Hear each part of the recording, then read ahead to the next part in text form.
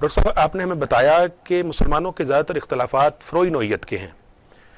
اب ہمیں بتائیں کہ ان اختلافات میں ہمارے قدیم جو علماء تھے ان کا ان فروئی معاملات کے حوالے سے، فروئی اختلافات کے حوالے سے کیسا رویہ ہوا کرتا تھا؟ بسم اللہ الرحمن الرحیم. فروئی معاملات میں جو اختلاف رائے تھا اس میں وہ ایک دوسرے کے ساتھ نمازیں پڑھنے میں، مسجدوں میں اکٹھے ہونے میں اور عام معاشرتی برتاؤ میں کوئی ان کے ہاں فرق واقع نہیں ہوتا تھا، بلکہ معاملہ یہاں تک تھا کہ کئی معاملات میں جب وہ ایک دوسرے کے ساتھ جاتے تھے تو ان کے طریقے کے اندر جو فروئی چیزیں تھیں الگ الگ نماز کی وہ بھی اختیار کر لیتے، خود بھی اس کو اڈاپٹ کر لیتے تھے. یعنی میں آپ کو یہ بتاؤں کہ 3 صدی ہجری کے 2 بڑے امام ہیں. ایک امام ابو عاصم، علامہ ابو عاصم حنفی ہیں، اور دوسرے کفال مروزی وہ شافعی فکر کے تھے.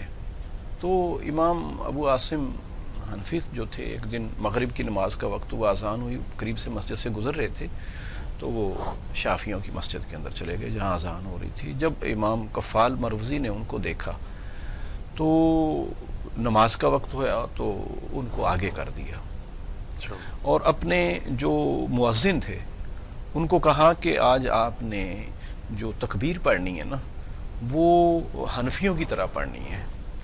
آپ کے شاید علم میں ہو، سامعین کچھ جانتے ہوں گے کچھ نہیں، کہ شافعی جو ہیں وہ تکبیر قہری کہتے ہیں، ایک ہی بار کہتے ہیں، بالکل، جبکہ حنفی جو ہیں 2 بار کلمات کہتے ہیں. تو انہوں نے کہا کہ آپ نے اپنی مسجد میں، انہوں نے کہا اپنی مسجد کے مؤذن کو کہ آپ نے آج حنفیوں کی طرح، کیونکہ امام حنفی کھڑا ہوا ہے تو ان کی تالیف قلب کے لیے آپ نے ایک بار کہنا ہے. اور جب جو حنفی عالم آگے کھڑے ہوئے تھے امام ابو عاصم رحمۃ اللہ علیہ، تو انہوں نے جب نماز پڑھائی تو انہوں نے بلند آواز سے بسم اللہ الرحمن الرحیم پڑھی، کیونکہ شافعی اس چیز کو پسند کرتے ہیں، وہ افضل سمجھتے ہیں، جبکہ حنفی بلند آواز سے بسم اللہ نہیں پڑھتے ہیں. اور میں یہ بات بتاؤں کہ ہمارے ہاں بڑا نام ہے کہ امام ابن تیمیہ رحمۃ اللہ علیہ کا، جب یہ تاتاری فتنہ برپا ہوا دنیا کے اندر اس وقت انہوں نے بڑا جہاد کیا، تو علم کے اندر بھی بہت ان کے فتاوی مانے جاتے ہیں. 28 جلدوں میں ان کے تو فتاوی ہیں اور بڑی کتابیں لکھی انہوں نے. تو وہ فرماتے ہیں کہ بسم اللہ، وہ خود بسم اللہ جہری پڑھتے تھے، بلند آواز سے پڑھنے کے قائل ہیں، لیکن فرماتے ہیں کہ اگر مسلمانوں کی تالیف قلب مطلوب ہو تو بسم اللہ آہستہ پڑھنے میں کوئی حرج نہیں ہے. تو اس سے آپ اندازہ لگا سکتے ہیں. بہت ساری اور بھی مثالیں دی جا سکتی ہیں، لیکن لوگ کہیں گے کہ یہ پرانے زمانے کی، میں اپنے قریب کے زمانے کی بات عرض کروں کہ ہمارے ہاں یہی لاہور کے اندر شیرا والا گیٹ میں مولانا احمد علی لاہوری تھے، حنفی عالم تھے، جبکہ مولانا داؤد غزنوی یہ اہل حدیث عالم تھے. تو ان دونوں کی آپس میں اچھی قربت تھی علمی لحاظ سے. تو ایک دن مولانا احمد علی لاہوری رحمۃ اللہ علیہ نے مولانا غزنوی رحمۃ اللہ علیہ کو اپنے ہاں دوستوں کے ساتھ انوائٹ کیا، دعوت کی ان کی جمعے کے دن. تو جب وہ چلے ہیں وہاں سے، جو مولانا غزنوی صاحب اہل حدیث عالم تھے، تو انہوں نے کہا کہ بھی دیکھو ہم جمعہ ہم نے وہاں پڑھنا ہے، اور حنفی جو ہیں بلند آواز سے آمین نہیں کہتے ہیں، لہٰذا آپ نے آج وہاں بلند آواز سے آمین نہیں کہنا تاکہ میزبان کے لیے کوئی مسئلہ پیدا نہ ہو. ادھر مولانا لاہوری صاحب اپنے مقتدیوں کو یہ سمجھا چکے تھے ان کے پہنچنے سے پہلے کہ آپ نے آج آمین اونچی کہنی ہے، ہمارے مہمان آ رہے ہیں تو ان کی تالیف قلب کے لیے اگر آپ کہہ دیں گے تو ایک اچھی بات ہے. تو ہوا ایسا کہ آمین اونچی ہو گئی. مولانا غزنوی صاحب یہ سمجھے کہ یہ شاید میرے دوستوں نے ایسا کیا ہے. تو جب مجلس کھانے کے اوپر بیٹھے تو وہاں مولانا غزنوی صاحب جو اہل حدیث تھے انہوں نے کہا کہ حضرت آپ مجھے معافی دے دیں، میں نے ان کمبختوں کو بہت سمجھایا تھا کہ آمین اونچی کہنی ہے، لیکن انہوں نے نیچی کہنی ہے، آہستہ کہنی ہے، لیکن انہوں نے آج اونچی کر دی ہے. تو مولانا لاہوری مسکرائے، انہوں نے کہا کہ نہیں، آپ کے لوگوں نے نہیں، یہ ہمارے لوگوں نے آمین ایسی کہی ہے. تو اب آپ اس، اور یہی مثال میں آپ کو یہ پیش کروں، صوفی برکت علی صاحب کا نام بڑا معروف ہے، بہت بڑے صوفی تھے، فیصل آباد کے علاقے میں ان کا مرکز ہے بہت بڑا. تو وہ مامو کانجن میں گئے. مامو کانجن میں ایک اہل حدیث عالم ہے، صوفی عبداللہ صاحب ہوتے تھے. تو صوفی برکت علی صاحب وہاں گئے. صوفی برکت علی صاحب ظاہر ہے حنفی مسلک کے تھے، تو لیکن انہوں نے اپنے جو جماعت تھی نا اپنے مریدین کی، ان کو کہا کہ بھی آج ہم ان کے مہمان ہیں جو امین اونچی کہتے ہیں، رفع یدین کرتے ہیں، تو یہ بھی اللہ کے رسول کی سنتوں میں سے، تو آپ آج ایسے کر لیں، ٹھیک ہے۔ ادھر صوفی صاحب نے اپنے مقتدیوں کو یہی بات کہی، تو یہ مکشوفات جو ہیں ان کے اندر یہ چیز لکھی ہوئی ہے۔ تو ایسا ہوا کہ وہ لکھتے ہیں آخر میں کہ اس طرح آپس میں دلوں میں ہم آہنگی پیدا ہوئی، قربت پیدا ہوئی۔ بالکل ایسے ہی ڈاکٹر، تو ان مثالوں سے ہم یہ جان سکتے ہیں، اور ایسی میں 20 مثالیں بیان کی جا سکتی ہیں، لیکن یہ کہ ہمارے پاس جتنا وقت ہے اس میں یہ میں عرض کروں کہ یہ فروعی مسائل کے اندر تو بالکل ہی جھگڑا نہیں کرنا چاہیے، میں سمجھتا ہوں یہ ہماری زیادتی ہو۔ ڈاکٹر صاحب بالکل آپ نے یہ فروعی مسائل کی تو بات کی۔ اچھا، کچھ ایسے مسائل ہیں جنہیں بنیادی اختلاف بھی کہا جاتا ہے، ہم بڑی چیزیں سمجھ رہے ہیں ماشاءاللہ کہ دیکھیں یہ اختلافات ایسے نہیں ہیں، اور بڑا یہ کہا جاتا ہے کہ جی جو مولوی حضرات ہیں یا جو علماء حضرات ہیں ان کے درمیان جو ہے وہ کبھی بھی اتحاد نہیں رہتا، اور وہ بطور جو ہے وہ اکٹھے نہیں رہتے، لیکن ہم تو ماشاءاللہ آپ سے یہ چیزیں سن رہے ہیں کہ یہ ہمارے وہی اسلاف تھے، وہی بزرگان دین تھے کہ جو ماشاءاللہ اکٹھے رہتے تھے اور ایک دوسرے کا خیال رکھتے تھے، تالیف قلب کی جو آپ نے بات کی، تالیف قلب رکھتے تھے، ایک دوسرے کے معاملات کے اندر بہت زیادہ احترام رکھتے تھے۔ اب کچھ بات اگر کریں کہ بنیادی معاملات ہیں، اگر جس طرح آپ نے 2-3 طبقات کی بات کی، 2-3 طبقہ فکر کی بات کی، تو اس کے اندر جب ان کے بنیادی اختلافات آتے تھے سامنے، تو اس وقت بھی کیا اس طرح ہی کھلے دل سے جو ہے وہ ایکسیپٹ کیا جاتا تھا اور آداب جو ہیں ان کا لحاظ رکھا جاتا تھا؟ جی، میں آپ کے یہ بڑے اہم سوال ہے جو میں سمجھ گیا کہ ہمارے ہاں پہلی تو چیز یہ ہے کہ زیادہ تر تو فروعی اختلاف ہی ہیں، لیکن کچھ چیزوں کو ہم نے خود کہا کہ نہیں یہ ہمارے عقائد کا اختلاف ہے، فلاں مسلک کا فلاں مسلک سے عقیدے کا اختلاف ہے، یہ کہتے نہیں یہ ہمارے اصولی اختلاف ہیں۔ ان میں بھی اگر گہرائی میں جایا جائے تو بنیادی چیزیں طے شدہ ہیں، لیکن ان کی تفصیلات میں، مثال کے طور پر عقیدے کی باتیں ہیں تو ان کی تفصیلات میں کسی کے نزدیک کچھ ہے، لیکن بنیاد وہی ہے۔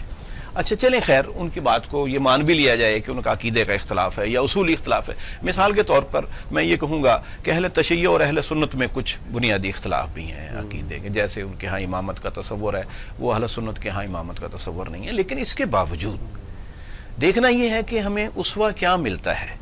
پہلی میں بات مثال دوں گا کہ حضرت عثمان رضی اللہ تعالیٰ عنہ کے خلاف جب بلوائیوں نے مختلف جگہوں سے، شریر لوگوں نے آ کے بلوا کیا، مسجد نبوی پر بھی قبضہ کیا، اور آپ کو معلوم ہے کہ آپ کو شہید کیا گیا، بڑی مظلومانہ شہادت ہے، گھیراؤ کیے رکھا، آپ کو پانی بھی کئی دن نہیں ملا، لیکن اس کے باوجود جب صحابہ کرام نے آپ رضی اللہ تعالیٰ عنہ سے یہ بات عرض کی کہ بلوائیوں نے مسجد نبوی پہ قبضہ کیا، وہی جماعت کرواتے ہیں، وہی، تو ہمارے لیے کیا حکم ہے آپ کا، کیا ہم ان کے پیچھے نماز پڑھیں؟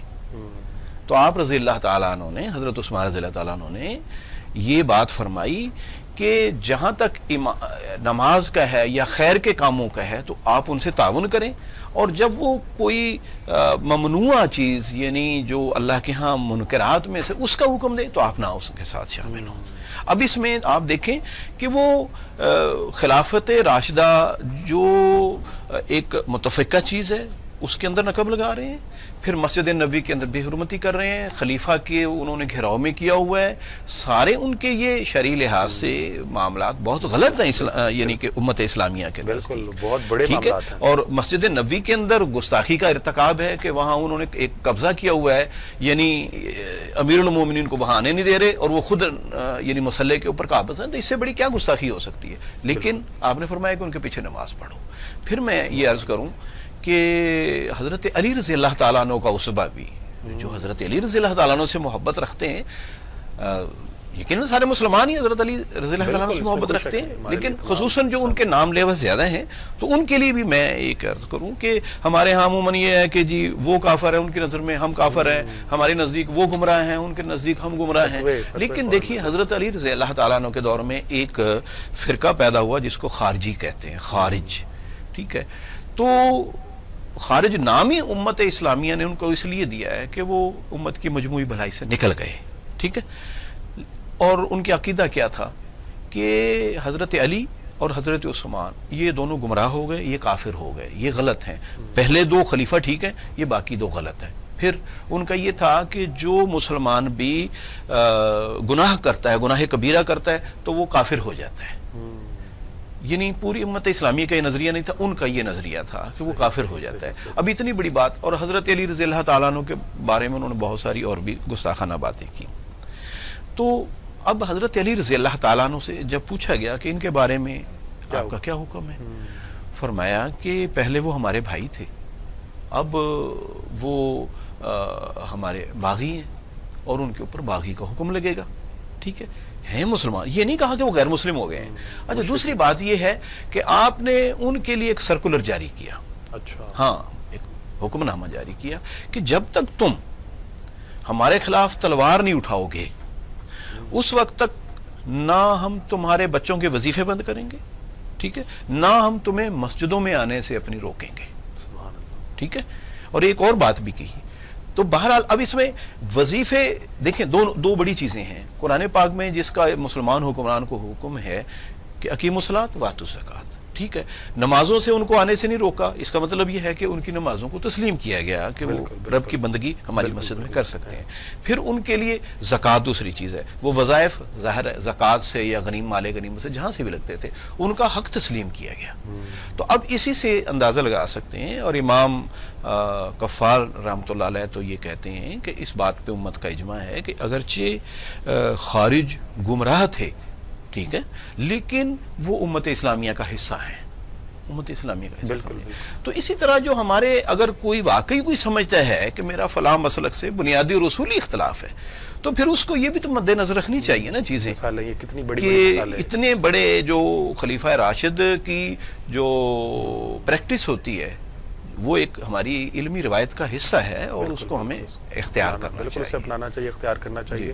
اچھا ڈاکٹر صاحب، یہ بھی بڑا معاملہ ہم دیکھنے میں آتا ہے کہ جی یہ آپ نے چیزوں کو بائنڈ اپ کرنے کے والے سے جب بات کی تو جب مناظرے ہوتے ہیں، یہ میری نظر میں تو یہ باقاعدہ یہ جس طرح نا کہ مناظرہ ہے اس چیز کا نام کہ شاید آپ آپس میں بیٹھ کے جھگڑا کریں، لڑیں کسی بھی موضوع پہ. یہ بنیادی اختلافات کی بات کی آپ نے، تو اس بنیادی اختلاف کو مزید بڑھانے کا نام، ٹھیک ہے، پرانے زمانے میں تو ایک طریقہ کار تھا، ہماری ایک مذہبی روایت تھی کہ جی دو طبقہ فکر کے لوگ ہیں وہ وہاں پہ پہنچیں اور مناظرہ کیا جائے، کسی بھی موضوع پر بحث کی جائے. تو آپ سمجھتے ہیں کہ یہ چیز بھی کوئی ہمیں کرنی چاہیے؟ اس کے حوالے سے بھی کوئی معاملات؟ بہت اہم سوال ہے، بہت اہم سوال ہے. میں یہ عرض کروں کہ یقیناً مناظرے کی روایت مسلمانوں نے آغاز میں کی. خود حضرت امام ابو حنیفہ رحمۃ اللہ علیہ اپنے شاگردوں کے درمیان مناظرہ کرواتے تھے. کسی ٹاپک کو ڈسکشن کے لیے ان کے اندر دیتے تھے ان کو، اور پھر اس پہ ایک طرف سے ایک بحث آ رہی ہے، دوسری طرف سے دوسرے دلائل آ رہے ہیں. خود اپنے شاگردوں کو اس طریقے سے تربیت دیتے تھے. اچھا، یہ بڑا اہم چیز ہے. اور اس میں بڑے بڑے اہل علم لوگ بیٹھتے تھے، عام آدمی نہیں بیٹھتا تھا. بالکل، کم علم آدمی نہیں بیٹھتا تھا. مناظرے اب میں وہ جن کی دلچسپی ہوتی تھی وہی بیٹھتے تھے. اچھا، اس مجلس کے اندر جب یہ ہوتی تھی پھر کنکلوژن آپ نکالتے تھے اور پھر ایک مسئلہ مرتب ہو جاتا تھا. ایک یہ روایت تھی. دوسری ایک ضرورت ہمیں مناظرے کی اس وقت پڑی کہ جب خصوصاً ہمارا عیسائیوں سے ہندوؤں سے ایک باقاعدہ یعنی مقابلہ شروع ہوا. جب انگریزوں نے یہاں پہ گورنمنٹ کی تو انہوں نے عیسائی مشنری بھیجے، وہ اسلام کے اوپر کیچڑ اچھال رہے تھے، اس کی اپنی دانش میں کمزوریاں بیان کر رہے تھے. ادھر سے ہندوؤں نے بھی حملے کرنے شروع کر دیے حضور صلی اللہ علیہ وسلم کی ذات پہ، اور دوسری کچھ علمی نکات کی صورت میں انہوں نے اپنے آپ کو ثابت کرنے کی کوشش کی کہ ہم اختلاف رکھتے ہیں. تو اس موقع پر بڑے بڑے اہل علم نے عیسائیوں کو بھی مناظرے کا چیلنج دیا اور ہندوؤں کو بھی مناظرے کا چیلنج دیا. اس کا مقصد یہ تھا در حقیقت کہ تاکہ مسلمانوں کے اندر اعتماد پیدا ہو کہ ان کے دین کے اندر کوئی جھول نہیں ہے اور مسلمان کمزور نہیں ہے، علمی لحاظ سے بھی وہ سیف اینڈ ساؤنڈ ہے، اور ان کو ناکوں چنے چبوائے. لیکن جب وہ کہتے ہیں کہ جب ایک دشمن ختم ہوا تو دوسرے دشمن نہ رہا، تو اب مسلمانوں نے اپنوں سے ہی دشمنی لگانی شروع کر دی اور انہوں نے ان کے ساتھ مناظرے کرنا شروع کر دیے. اب اور مناظرے بھی کسی چیز پہ ہے؟ ایسے موضوعات پہ جو غیر عملی تھے، فروئی معاملات، ہاں فروئی تھے. اور مثلا یہی رفع دین، عدم رفع دین، یا اللہ تعالیٰ جھوٹ بول سکتا ہے نہیں بول سکتا. اب اس میں دوسرے دلائل دیے جا رہے ہیں. بھائی کس لیے اس کو حضور صلی اللہ علیہ وسلم جیسے نبی کو اللہ تعالیٰ بھیج سکتا ہے نہیں بھیج سکتا، اس موضوع کے اوپر اب دلائل تو بہرحال کچھ نہ کچھ ہر دو طرف مل جاتے ہیں. ٹھیک ہے، تو اس سے اب کیا نتیجہ ہوا؟ اب ہر موضوع پہ فروئی مسائل پہ بھی مناظرے شروع ہو گئے. تو اب یہ جو مناظرے جو مسلمانوں کے اندر برپا ہوئے اور پھر آپ یہ بات یاد رکھیں کہ جب آپ 2-4 آدمیوں کی محفل میں باہر بیٹھے ہوتے ہیں نا اور ہزاروں لوگ سن رہے ہوتے ہیں تو پھر آدمی میں قدرتی یہ چیز آ جاتی ہے. جیسے آپ کے ٹی وی پہ جو کچھ ہوتا ہے آپ دیکھتے ہیں جی, تو کوئی بھی ہارنے کے لیے تیار نہیں ہوتا ہے, غلطی ماننے کے لیے کوئی بھی تیار نہیں ہوتا, ہزاروں لاکھوں لوگوں کے سامنے. جی تو وہی چیز اب وہ چیز جو اصل میں تھی یا تو اہل علم کے درمیان ہوتی ٹھیک تھی, یا ہوتی وہ غیر مسلموں کے تو پھر مسلمان عام بھی شامل ہوتے, ان کو حوصلہ ملتا. لیکن جب ہوئی بھی مسلمانوں کے درمیان آپس میں اور دوسری طرف وہ اس میں علماء اور جہلاء سارے کچھ ہیں, تو پھر نتیجہ کیا ہونا تھا, وہی کہ نفرتیں بڑھیں اور ہر ایک کے اوپر جیت کا غلبہ طاری ہوتا تھا. اور جب جیت کا غلبہ ہو نا کسی آدمی کے ذہن کے اوپر سوار, تو پھر وہ کہ دوسرے کی بات نہ تو اپنی صحیح سمجھانے کے لیے سناتا ہے بلکہ اس کو ناک آؤٹ کرنے کے لیے, نیچا دکھانے کی کوشش. یہی بات ہے کہ جو امام شافعی رحمۃ اللہ علیہ نے بھی فرمائی تھی کہ ہم کیا کرتے تھے, لیکن جب یہ چیز شامل ہو گئی انانیت تو پھر ہم نے اس کو چھوڑ دیا. میں اگر ٹائم ہو تو میں آپ کو مثال دوں. مولانا مودودی صاحب کسی شہر کے اندر گئے وہ, تو وہاں کسی عالم دین نے کہا جی مجھے آپ کی کئی چیزوں سے اختلاف. انہوں نے کہا کہ ٹھیک ہے ہم بیٹھیں گے تو بات کر لیں گے. تو لیکن انہوں نے اعلان کر دیا پورے شہر میں کہ مولانا مودودی سے میرا مناظرہ ہوگا. تو جب وہ لوگوں کو, ان کے خاص لوگوں کو معلوم ہوا, انہوں نے پوچھا آپ مناظرہ کر رہے ہیں؟ تو انہوں نے کہا نہیں میں تو نہیں کر رہا. کہ جی فلاں تو اعلان ہو گیا ہے. آپ نے کہا کہ نہیں میں مناظرہ نہیں کروں گا, اور انہوں نے باقاعدہ لکھ کے دے دیا کہ مجھے یہ معلوم ہوا ہے کہ مولانا کو یہ پہنچا دیں کہ مجھے یہ معلوم ہوا ہے کہ آپ مجھ سے مناظرے کے لیے, میں نے تو آپ کو انفرادی ملاقات کے لیے ٹائم دیا تھا, اور میں یہ کبھی پسند نہیں کرتا کہ دو عالم آپس میں جھگڑا کر رہے ہوں اور عوام الناس ان کا تماشا دیکھ رہے ہوں. یہ تو ایسے ہے جیسے مرغوں کی لڑائی کا تماشا کیا جاتا ہے, تو میں یہ نہیں کر سکتا. یہ اصل مثال یہ ہے جو اس چیز کو. اچھا یہ بھی ایک چھوٹا سا سوال ہے, طالب علمانہ سوال ہے کہ جی یہ مناظرے کا کنسپٹ آپ نے امام ابو حنیفہ رحمۃ اللہ علیہ کی جو ہے وہ مثال دی بڑی خوبصورت. اس سے پہلے بھی کیا اسلام میں دین میں ہمارے کوئی ایسا کنسپٹ تھا مناظرے کے حوالے سے؟ دیکھیں یہ تو ہے, پہلے حضور صلی اللہ علیہ وسلم کے دور میں مباہلہ ہوا ہے عیسائیوں کے ساتھ. اچھا ٹھیک ہے, جس کا قرآن پاک میں ذکر ہے کہ وہ عیسائی آئے تھے کہ ہم آپ سے مباہلہ کرنا چاہتے ہیں, یعنی آپ بھی اپنے بچوں کو لے کے آ جائیں, ہم بھی اپنے بچوں کو لے کے آ جائیں, اور یہ کہنا کہ اللہ تعالیٰ جو ان میں جھوٹا ہونا اس کو تو تباہ و برباد کر دے. ٹھیک ہے, تو یہ مباہلہ تھا, اور حضور صلی اللہ علیہ وسلم تیار ہو گئے, وہ گھبرا گئے پھر, اور انہوں نے پھر آپ سے مفاہمت کر لی, یعنی کہ آپ کی اطاعت اختیار کر لی, اگرچہ وہ عیسائیت پر ہے لیکن جزیہ دینا قبول کر لیا. یہ تو ہے ٹھیک ہے. لیکن قرآن پاک میں ایک بات فرمائی, ادعو الی سبیل ربک بالحکمہ والموعظۃ الحسنہ وجادلہم باللتی ہی احسن, کہ اپنے رب کے راستے کی طرف حکمت کے ساتھ بلائیں. دوسری بات یہ ہے کہ اچھے انداز کے ذریعے سے بلائیں. تیسری بات فرمائی کہ جب جدال کریں, بحث کریں تو بہت ہی اچھے طریقے سے.